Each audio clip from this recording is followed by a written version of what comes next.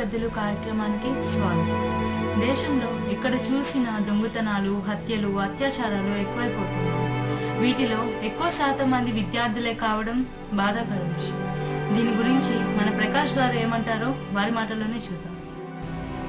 విద్యార్థులకు యుక్త వయసు వచ్చాక వాళ్ళ ఆలోచన విధానం అనేది మారుతుంది.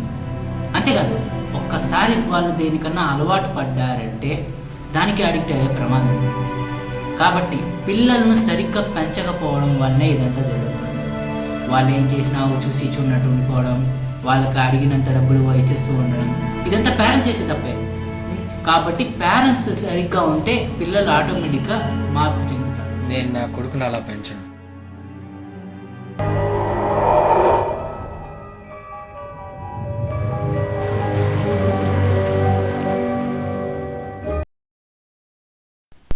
రేయ్, నీకు కాలేజ్ కొత్త.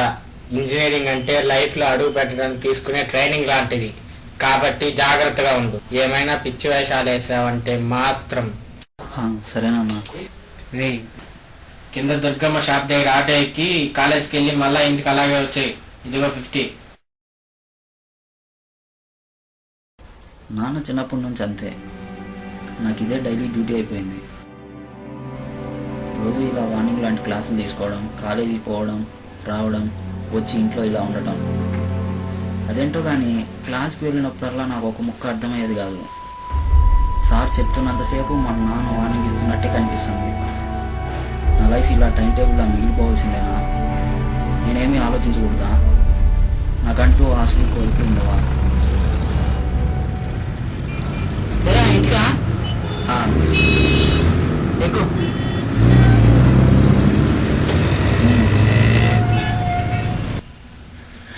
వచ్చావా? టైం ఎంత అయింది? ఉన్నావు అనుకోవాలా, చచ్చావు అనుకోవాలా? అది కాదు నాన్న, మా ఫ్రెండ్ నన్ను ఎక్కించుకొని. ఓ, వాడు నువ్వు ఊరి మీద పడి తిరిగి వస్తున్నారా? అది కాదు నాన్న.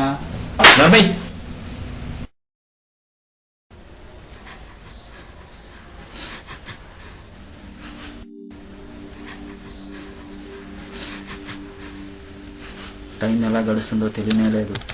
అప్పుడే మాకు రిజల్ట్స్ కూడా వచ్చేసాయి.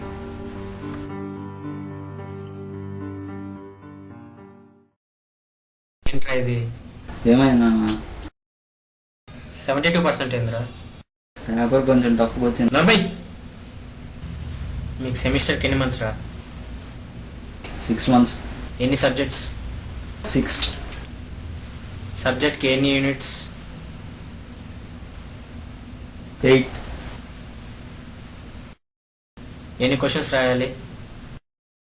5 questions నాన్న, 3 choice. అంటే ప్రతి యూనిట్ నుండి క్వశ్చన్ వస్తుంది, అంతే కదా?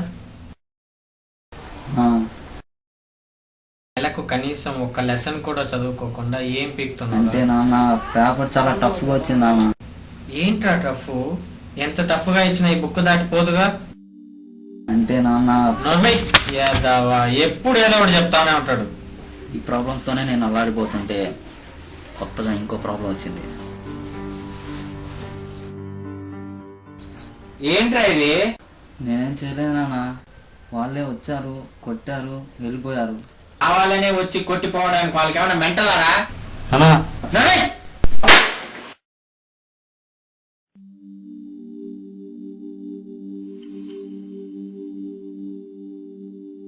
టైం ఎంత ఫాస్ట్గా గడిచిపోతుందో తెలియనే లేదు. అప్పుడే మా కాలేజ్ ఫ్రెండ్స్ విడిపోయే టైం వచ్చింది. అదే నా లైఫ్ని డిసైడ్ చేస్తుందని అప్పుడు దాకా అనుకోనే లేదు.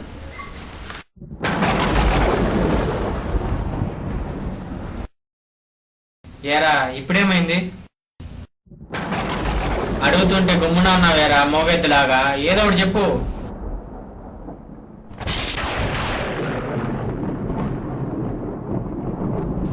నేను మాట్లాడుతుంటే ఏంట్రా వెళ్ళిపోతున్నావు? ఏం సమాధానం చెప్పవా నాకు?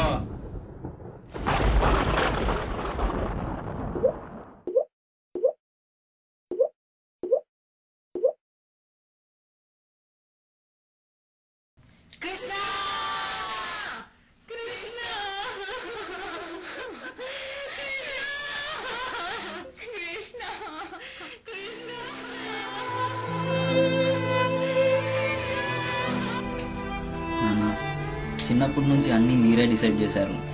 చివరికి ఇంజనీరింగ్ కాలేజ్తో సహా మీరే డిసైడ్ చేశారు. ఇలా ఉండాలి, ఎక్కడికి వెళ్ళకూడదు, ఎవరితో మాట్లాడకూడదు, టైంకి ఇంట్లోనే ఉండాలి అంటూ నా లైఫ్ని టైం టేబుల్గా మార్చేశారు. ఎందుకో తెలియదు నాన్న, క్లాస్లో లెసన్స్ కూడా అర్థమయ్యేది కాదు. వాళ్ళు లెసన్ చెప్తున్నా మీరే నా క్లాస్ పీక్తున్నట్టు అనిపిస్తుంది. మీరు కాలేజ్కి అదే రూట్లో వెళ్ళి అలాగే ఇంటికి వచ్చేయమని చెప్పారు. కానీ రే జయ, మంచికి దారి కాదు లేరా. ఏం పర్లేదురా, ఇలా కూడా వెళ్ళొచ్చు. అక్కడ కేసులు రాస్తున్నారు అందుకే.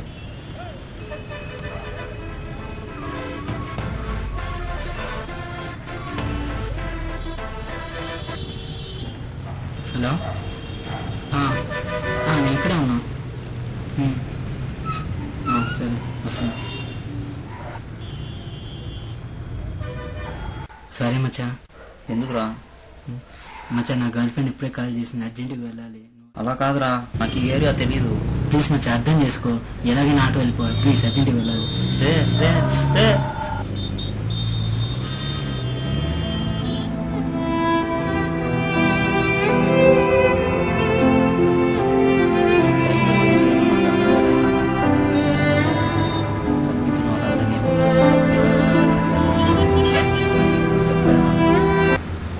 అప్పుడే ప్రింత నా గదిలోకి వచ్చిందన్న. కృష్ణ, ఇక్కడేం చేస్తున్నావు? మెయిల్ అటు కదా. రూట్ మర్చిపోయాను. సో సరే, నాతో పాటు రా. అంటూ నన్ను ఇంటికి తీసుకొచ్చింది నాన్న. కానీ మీకు ఆ రోజు ఎంత చెప్పినా మీరు వినలేదు. ఎగ్జామ్కి చాలాసార్లు ప్రిపేర్ అయ్యాను నాన్న. కానీ బుక్ తెరిచిన ప్రతిసారి అవి చాలా కొత్తగా కనిపిస్తుంది. అందుకే ఎగ్జామ్ సరిగ్గా రాయలేకపోయాను. మీకు తెలిస్తే ఏమంటారో అని ఫోటోషాప్లో మార్క్స్ ఎడిట్ చేసి 72% అని చూపించా. కానీ మీకు అది కూడా సరిపోలేదు నాన్న. అప్పుడు నాకు నిజంగా చాలా భయం వేసింది. ఎవరితో చెప్పుకోవాలో తెలియనే లేదు. ప్రణీత నా లైఫ్లోకి వచ్చాక చాలా మార్పు వచ్చింది. తను నవ్వడం నేర్పించింది, మాట్లాడడం నేర్పించింది, లైఫ్లో ఎలా ఆనందంగా ఉండాలో నేర్పించింది. కానీ అది చాలా మందికి నచ్చలేదు నాన్న.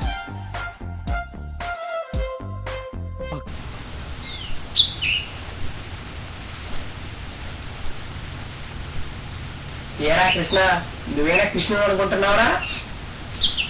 లేదు, మరేంట్రా అమ్మాయితో అలా తిరుగుతున్నావు? అమ్మాయి ఫ్రెండ్ అన్నా. ఆ అమ్మాయి నీ ఫ్రెండా? ఫ్రెండ్ అయితే అంత క్లోజ్ గా ఉంటారా? ఎందుకన్నా? నాకెందుక నా గర్ల్ ఫ్రెండ్ పెట్టుకో, నాకెందుకు అంటావా? కాలేజ్ అయిపోయింది నాన్న. నేను విడిపోయే టైం వచ్చేసింది. అందుకే నా ఫీలింగ్స్ని ఫ్రెండ్తో చెప్పేశాను. ఏంట్రా ఇది? ఉంటే నేను చాలా హ్యాపీగా ఉంటా ఫ్రెండ్సా. రే, నువ్వు అందరిలాంటి వాడు కాదని నిన్ను మార్చడానికి నీతో క్లోజ్గా ఉన్నాను. జాలి ప్రేమ అనుకుంటావేంట్రా?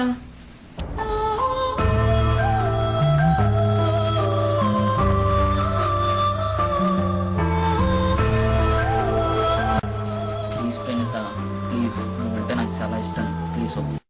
ఇప్పుడు నాకు ఆల్రెడీ ఎంగేజ్మెంట్ అయిపోయింది. మా నాన్నకి వైజాగ్ ట్రాన్స్ఫర్ అయింది. రేపు మేము ఇక్కడి నుంచి వెళ్ళిపోతున్నాం. దయచేసి ఇంకా కనిపించొద్దు.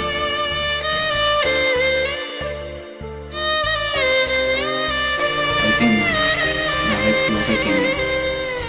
ఎంతగానో అభిమానించే అమ్మాయి చీకొట్టి వెళ్ళిపోయింది. కష్టపడి చదివిన రాయలేక చదువు పోయింది. పర్ఫెక్ట్ సన్లా నన్ను తయారు చేయాలని కోరిక పోయింది. ఇక నేను ఉన్నా లేకపోయినా పెద్ద తేడా ఉండదు. ప్రతిరోజు వండే అన్నంలో 1/2 కిలో బియ్యం తగ్గుతుంది. ప్రతి సంవత్సరం కొనే జతలో 1 జత తగ్గుతుంది. అందుకే నాన్న నేను ఇలా చేస్తున్నాను.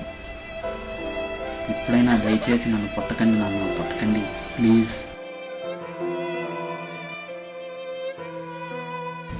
అయిపోయింది, అంతా అయిపోయింది. నేను ఏది జరగకూడదు అనుకున్నాను అలాగే జరిగింది. కాదు, జరిగేలా నేనే చేశాను. నా కొడుకుని నేనే చంపుకున్నాను, నా చేతులారా చంపుకున్నాను.